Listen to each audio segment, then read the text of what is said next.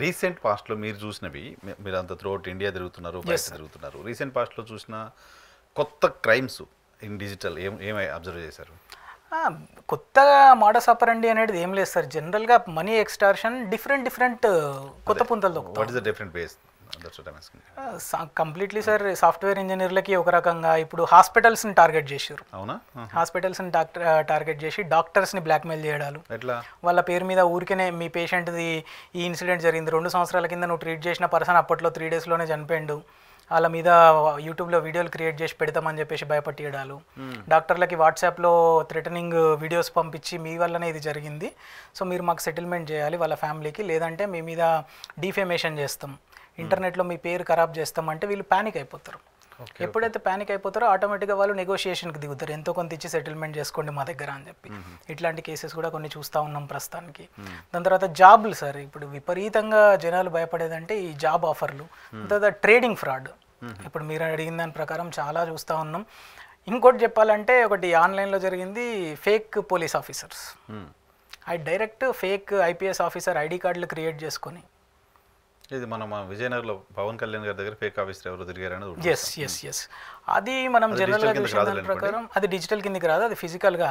ఇప్పుడు ఇక్కడ ఏమైపోయిందంటే డిజిటల్ డైరెక్ట్ ఐపీఎస్ ఆఫీసర్ అని చెప్పేసి వాళ్ళకి అప్రోచ్ అయిపోయి కలవడాలు, మీకు ఏదన్నా ప్రాబ్లం ఉంటే నేను చూసుకుంటా, బట్ నాకు మాత్రం ఈ వర్క్ నువ్వు చేసి పెట్టాలి, నాకు ఈ వెహికల్ అరేంజ్ కావాలి, నాకు ఇక్కడ ఇదిగా అరేంజ్ కావాలి, నాకు ఇంత ఫండ్ మీరు అక్కడ అరేంజ్ చేయాలి, అట్లా ఇట్లా అని చెప్పేసి ఫేక్ ఐపీఎస్ అని చెప్పేసి కూడా చాలా జరుగుతూ ఉన్నాయి. మహారాష్ట్రలో ఒక 1 week బ్యాకే we have apprehended 1 person.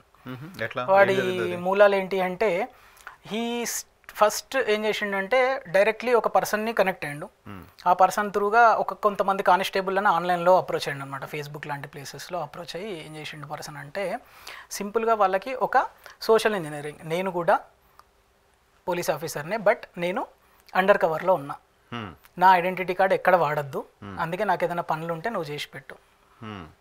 అట్లా అతను ఏం చేసిండంటే కొంతమంది పెద్ద పోలీస్ ఆఫీసర్ల దగ్గరికి వీళ్ళ త్రూగా వెళ్ళి కలవడాలు, వాళ్ళతో గిఫ్ట్లు ఇచ్చుకుంటూ ఫోటో దిగడాలు, ఇట్లాంటివి చేసి బయటకు వచ్చిన తర్వాత ప్యూర్గా పోలీస్ ఆఫీసర్ లెక్క యూనిఫామ్ క్రియేట్ చేసుకొని, బ్యాడ్జీలు క్రియేట్ చేసుకొని, ఒక ఐడి కార్డు క్రియేట్ చేసుకొని, డిజిటల్ వాట్సాప్ స్టేటస్లు పెట్టుకుంటూ అక్కడక్కడ దొరికిన వాళ్ళని దొరికిన వాడి సొంత డ్రైవర్ దగ్గరనే ఒక 5.5 lakhs హీ టుక్ దట్, ఒక గవర్నమెంట్ జాబ్ ఇప్పిస్తాను నీకు, నా దగ్గర పర్సనల్గా ఏం చేస్తావు, నువ్వు గవర్నమెంట్ జాబ్లో వస్తుంది నీకు, ఒక 5 లక్షలు చూడని చెప్పేసి 5.5 lakh తీసుకుండు అనమాట. అట్లా ఒక దగ్గర నుంచి ఒక దగ్గరికి అది సుమోటోగా ఒక పోలీస్ ఆఫీసర్ దగ్గరికి వచ్చింది. సో అక్కడ నుంచి he took it as a case. దాని తర్వాత ఒక 15 days వాడి మీద రెక్కీ చేసి వానికి అప్రోచ్ అయిపోయి అట్లా చేసి దే హ్యావ్ అప్రహెండెడ్ హిమ్. ఒక 7 రోజుల జ్యుడిషియల్ రిమాండ్ తర్వాత he is in custody now, అంటే ఇన్వెస్టిగేషన్ నడుస్తూ ఉంది. వీఆర్ సపోర్టింగ్ దట్ కేస్ అనమాట. ఓకే.